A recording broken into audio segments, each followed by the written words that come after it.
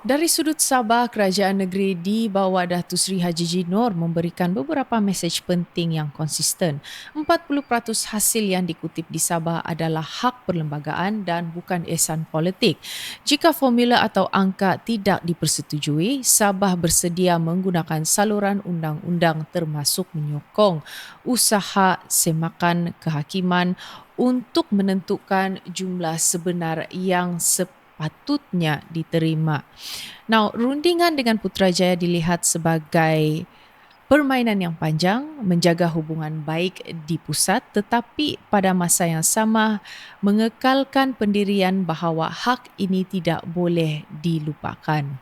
Kerajaan Sabah juga menekankan bahawa bila isu hasil ini diselesaikan, ia bukan soal prestij semata-mata. Ia berkait langsung dengan kemampuan negeri untuk membiayai infrastruktur asas, memperkukuhkan perkhidmatan awam dan juga meningkatkan peluang ekonomi untuk rakyat di kampung dan juga di bandar. Dalam erti kata yang lain, kerajaan negeri cuba membingkai MA63 ini bukan sebagai perdebatan sejarah tetapi sebagai asas kepada daya saing Sabah dalam Persekutuan Malaysia. Now, pembangkang Sabah dalam masa yang sama mengambil posisi yang sedikit berbeza dari segi gaya tetapi tidak jauh dari segi prinsip. Mereka menegaskan bahawa perjuangan 40% ini dan juga MA63 tidak boleh dijadikan model politik yang sempit semata-mata tetapi rakyat berhak tahu garis masa, angka dan juga formula bukan hanya mendengar kita sedang berunding sahaja.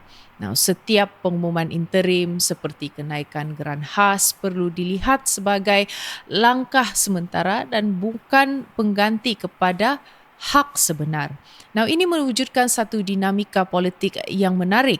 Kerajaan negeri bermain di meja rundingan dan diplomasi pusat.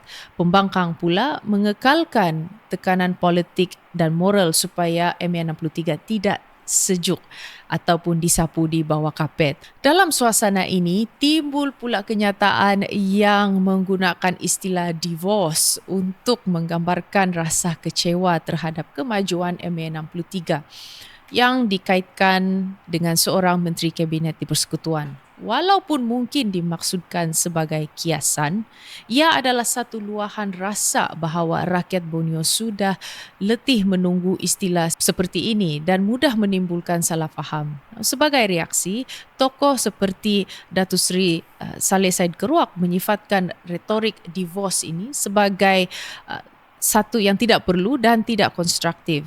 Jika kita ringkaskan keadaan setakat Januari 2026, ada langkah positif seperti MA63 dashboard yang membawa ketelusan dan juga keterbukaan. Ada kemajuan dari segi struktur jawatan kuasa rundingan dan juga pengiktirafan rasmi terhadap isu seperti 40% hasil Sabah. Namun hasil sebenar dalam bentuk pembangunan kapasiti fiskal dan juga pembahagian hasil minyak dan gas yang lebih adil masih belum benar-benar dirasai rakyat. Kekecewaan yang telah dizahirkan dalam emosi termasuk metafora divorce tetapi juga ada suara yang mengingatkan bahawa jalan perundingan dalam persekutuan masih perlu dipertahankan. Di Sabah, kerajaan negeri dan pembangkang kedua-duanya sepakat bahawa MA63 ialah medan untuk menuntut keadilan, bukan sekadar nostalgia sejarah MA63. Hari ini bukan lagi isu kosong. Ia adalah satu proses yang sedang berjalan, kompleks dan juga jauh daripada sempurna. Dan soalan yang paling penting sekarang bukan siapa yang salah tetapi bagaimana kita di Sabah, Sarawak dan juga Semenanjung memastikan MA63 ini benar-benar mengubah kehidupan rakyat dan bukan hanya mengisi dashboard dan juga ucapan rasmi.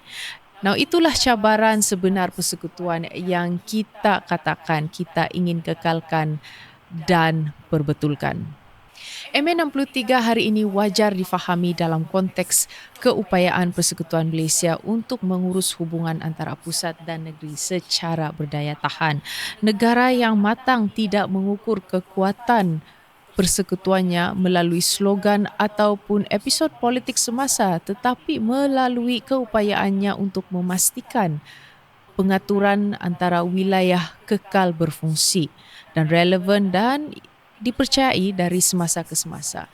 Dalam kerangka ini, pelaksanaan MA63 bukan sekadar penuaian komitmen yang lampau tetapi cerminan sama ada Malaysia memiliki keupayaan institusi yang mencukupi untuk menyelaras kepelbagaian wilayah secara adil dan juga berkesan. Now, keresahan yang dizahirkan oleh rakyat Sabah dan Sarawak hari ini perlu difahami sebagai sebahagian daripada harapan terhadap perjalanan MM63 yang masih sedang berlangsung.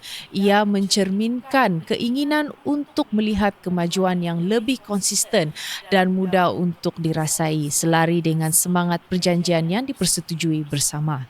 Dalam proses yang kompleks seperti ini, pelbagai tafsiran dan juga emosi boleh muncul dan itu adalah satu yang perlu diurus dengan tenang dan juga berhema.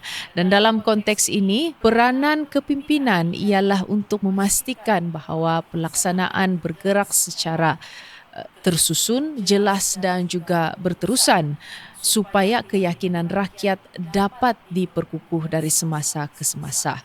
Dan dengan kerangka inilah perkembangan MA63 wajar dinilai, bukan untuk mencari salah ataupun mempertikaikan niat mana-mana pihak, tetapi untuk memastikan persekutuan ini terus berfungsi secara berkesan, dipercayai dan juga berdaya tahan.